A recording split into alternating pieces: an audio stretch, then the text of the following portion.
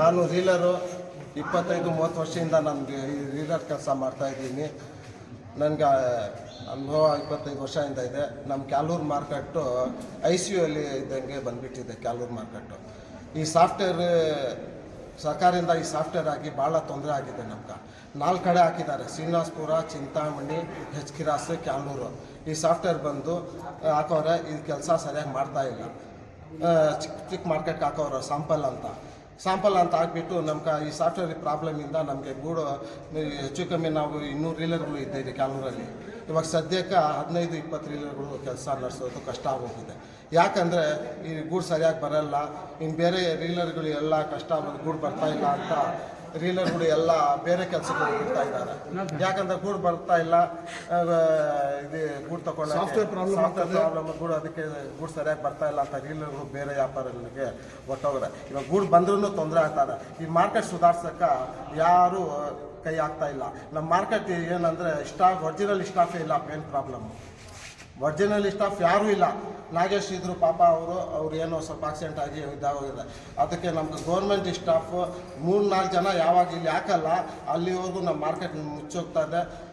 ಏನೋ ನಮ್ಮ ಮಾರ್ಕೆಟ್ ಇದು ಮಾಡಬೇಕಂದ್ರೆ ಗೌರ್ಮೆಂಟ್ ಸ್ಟಾಫ್ ಆಗಬೇಕು. ಅದ್ರ ಮೇಲೆ ಮೇಲಧಿಕಾರಿಗಳು ಗಮನ ಜಾಸ್ತಿ ತಗೊಂಡು ಇಲ್ಲಿ ಏನಾರು ಅನುಕೂಲ ಮಾಡಿಕೊಟ್ರೆ, ರೈತರಿಗೆ ರೀಲರ್ಗೆ ಏನಾರು ಅನುಕೂಲ ಮಾಡಿಕೊಟ್ರೆ ಇಲ್ಲಿ ಮಾರ್ಕೆಟ್ ಉಳಿತದೆ.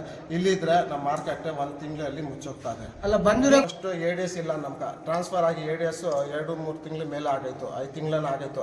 ಇವಾಗ ಇನ್ಚಾರ್ಜ್ ಅಂತ ನಮ್ಮ ಚಂದ್ರಶೇಖರ್ ಕಾಕವ್ರೆ. ಚಂದ್ರಶೇಖರ್ಗೆ 3-4 ಕೆಲಸ ಇಲ್ಲಿ. ಸರ್ ಏನು ಸರ್ ಅಂದರೆ ನಾನು ಇಲ್ಲಿದ್ದೀನಿ, ಅಲ್ಲಿಂದ ಪಾಪ ಅವ್ರ ಮೇಲೆ ನಾವು ಹೇಳೋಕ್ಕಾಗಲ್ಲ. ಇಲ್ಲಿನೂ ಮಾಡೋಕ್ಕಾಗಲ್ಲ, ಅಲ್ಲಿನೂ ಮಾಡೋಕ್ಕಾಗಲ್ಲ. ಒರಿಜಿನಲ್ ಸ್ಟಾಫ್ ಹಾಕಬೇಕು. 3-4 ಜನಗೆ ನಮಗೆ ADS ಹಾಕಬೇಕು, ಈ ಸ್ಟಾಫ್ ಹಾಕಬೇಕು. ಎಲ್ಲ ಪ್ರೈವೇಟ್ ತಗೊಂಡು ಮಾಡ್ತಾಯಿದ್ದಾರೆ. ಅದಕ್ಕೆ ಏನು ಇಲ್ಲ. ಫಸ್ಟ್ ಇದು ಮಾರ್ಕೆಟ್ ಉಳಿಬೇಕಂದ್ರೆ ಮೇಲೆ ಅಧಿಕಾರಿಗಳಿಗೆ ನಮಗೆ ಗಮನಕ್ಕೆ ತಂದು ಇಲ್ಲಿ ಕೆಲಸ ಮಾಡದೆ ಉಳಿತದೆ. ಇಲ್ಲಿದೆ ನಾವು ಬಿಟ್ಬಿಟ್ಟು ಬೇರೆ ಕೆಲಸ ಮಾಡಬೇಕಾಗುತ್ತೆ. ಇವತ್ತು ಈಗ ಸಾಫ್ಟ್ವೇರ್ ಹಳೆ ಸಾಫ್ಟ್ವೇರ್ ಏನಿತ್ತು ಅದೇ ಚೆನ್ನಾಗಿತ್ತು. ಹೊಸ ಸಾಫ್ಟ್ವೇರ್ ತಂದ ಮೇಲೆ ಆಲ್ರೆಡಿ ಪೂರ್ತಿ 90% ರೈತರು ಕಮ್ಮಿ ಆಗಿಬಿಟ್ಟಿದ್ದಾರೆ ಗೂಡು ಬರೋದು. ಯಾಕಂದ್ರೆ ಈ ಪೇಮೆಂಟ್ ಬಂದ ಲೋನು ಇನ್ನೊಂದು ಮತ್ತೇನು ಇರ್ತದೆ. ಅದರಲ್ಲಿ ರೀಲರ್ಸ್ಗೆ ಏನು ಮಾಡಿದ್ದಾರೆ, ಒಂದು ಕಡೆ ಗೂಡು ತೆಗೆದ್ರೆ ಇನ್ನೊಂದು ಕಡೆ ತೆಗಿಬಾರ್ದು. ಏನೋ ಅಂದ ಕಡೆ ಈಗ ಒಂದು ಊಟ ಇಲ್ಲಿ ತಿನ್ಬಿಟ್ಟು ಪಕ್ಕದ ನೆಕ್ಸ್ಟ್ ಊಟಕ್ಕೆ ಬೇರೆ ಊರು ಇನ್ನೊಂದು ಊಟಕ್ಕೂ ಹೋಗ್ಬಾರ್ದು, ಆ ಥರ ಮಾಡಿದ್ದಾರೆ. ಅದರಿಂದ ಗೂಡು ಬರ್ತಾರ. ನಾವು ಏನು ಮಾಡ್ಬೇಕು, ಅದರಿಂದ ಹಳೆ ಸಾಫ್ಟ್ವೇರೇ ಬರಲಿ ನಮಗೆ. ಹಳೆ ಸಾಫ್ಟ್ವೇರ್ ಬಂದರೆ ಗೂಡು ಬರುತ್ತೆ, ನಮಗೂ ನಾವು ರೇಟ್ ಕೊಡೋಕ್ಕೂ ಚೆನ್ನಾಗಿರುತ್ತೆ. ಯಾರೋ ಈ ಪೇಮೆಂಟ್ ಇಲ್ಲ, ಲೈಸೆನ್ಸ್ ಇಲ್ಲ ಅನ್ನೋರು ರೇಟು ಕೊಟ್ಟು ಗೂಡು ತಗೊಂಡೋಗ್ತಾರೆ. ಎಲ್ಲ ಸರ್ಕಾರವೇ ತಪ್ಪಿಟ್ಕೊಂಡಿದ್ದಾರೆ. ಅದಕ್ಕೆ ಇವತ್ತು ಲಾಸ್ಟ್ ನಾವು ಡೇಟ್ ಕೊಟ್ಟಿದ್ದೀವಿ. ಇವತ್ತಾಗಲಿಲ್ಲ ಅಂದರೆ ನಾಳೆ ಹಳೆ ಸಾಫ್ಟ್ವೇರೇ ತರಬೇಕು. ಇಲ್ಲಾಂದರೆ ಸರ್ಕಾರ ಇಲ್ಲ ಕಮಿಷನರ್ ಪ್ರತಿಯೊಬ್ಬರು ಬರೋ ತನಕ ಯಾವುದೇ ಕಾರಣಕ್ಕೆ ಆಕ್ಷನ್ ಆಗಕ್ಕೆ ನಾವು ಕೊಡೋದು. ಇದು ನಮ್ಮ ಲಾಸ್ಟ್ ಫೈನಲ್.